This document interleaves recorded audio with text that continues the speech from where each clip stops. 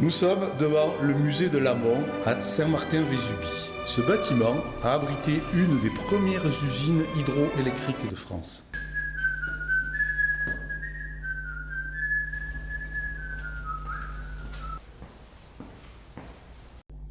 Bonjour monsieur.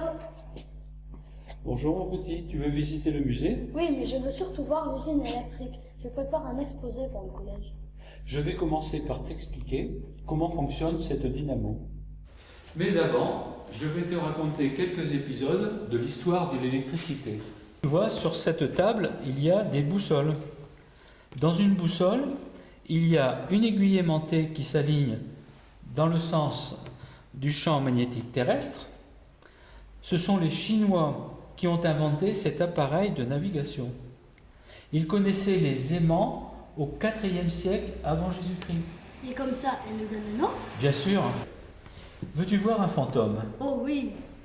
Regarde, je mets un aimant sous cette coupelle recouverte de limaille de fer.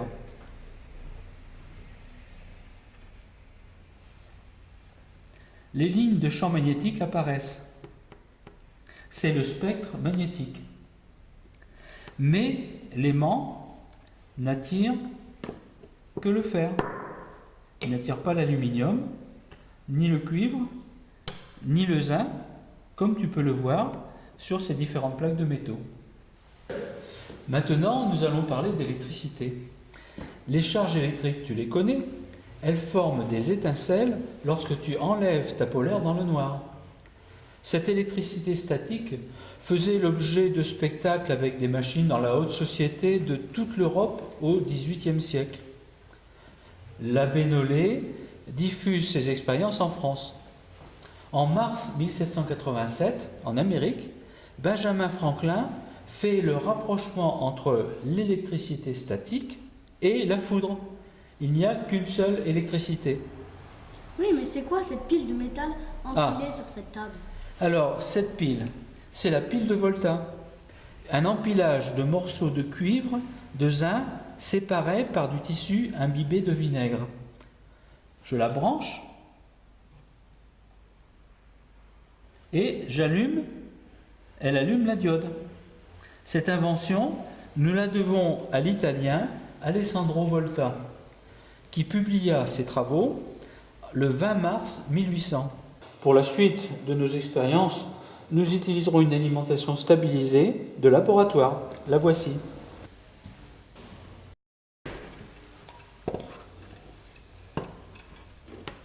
En 1819, Hans Christian Ørsted, professeur de physique à Copenhague, expérimente avec ses élèves les effets du courant électrique avec une pile de Volta.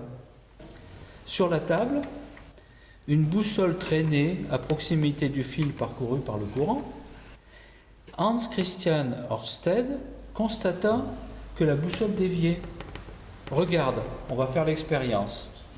Attention, je mets le fil sous tension. La boussole dévie.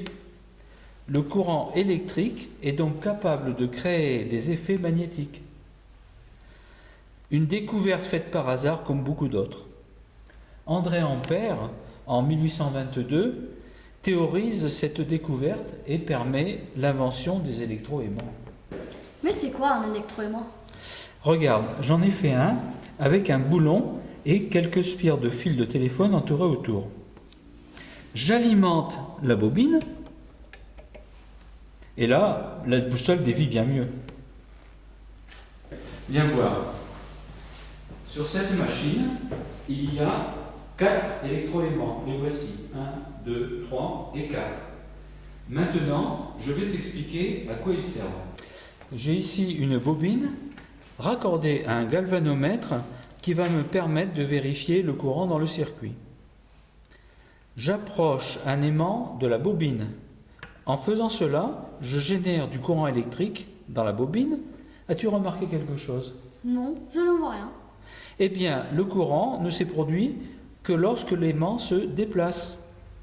C'est la variation du champ magnétique qui produit un courant que l'on appelle induit. Dans cette petite machine, c'est la bobine qui se déplace, qui tourne à l'intérieur de l'aimant. Toutes les machines qui produisent du courant électrique fonctionnent sur le même principe. C'est Faraday, un Anglais, qui a découvert les courants induits et a amené ainsi l'invention des machines électriques. Regarde la dynamo de Gramme. Peux-tu me montrer où sont les bobines? Ici, je crois, il y a plein de fils. Tu as raison, elles sont toutes reliées au collecteur. Ici, des câbles raccordés à ces bornes conduisaient le courant vers le réseau du village. En 1881 a eu lieu une grande exposition sur l'électricité à Paris. Zénobe Gramme, autodidacte belge, présenta sa première machine à courant continu. Celle que nous avons ici est un modèle amélioré de cette première machine.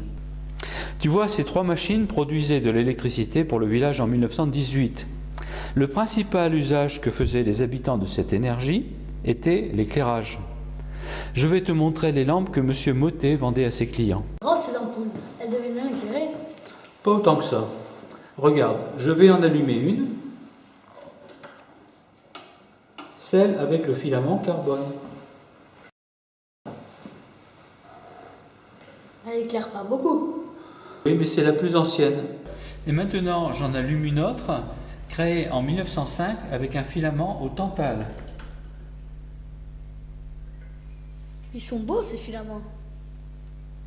Vers 1910, on a mis au point une nouvelle lampe, encore plus brillante. C'est la lampe à filament tungstène. C'est celle que tu connais. Aujourd'hui, elle est progressivement remplacée par des ampoules à économie d'énergie. Voilà, je t'ai raconté quelques étapes de l'histoire de l'électricité. J'espère que tu vas t'en servir pour ton exposé.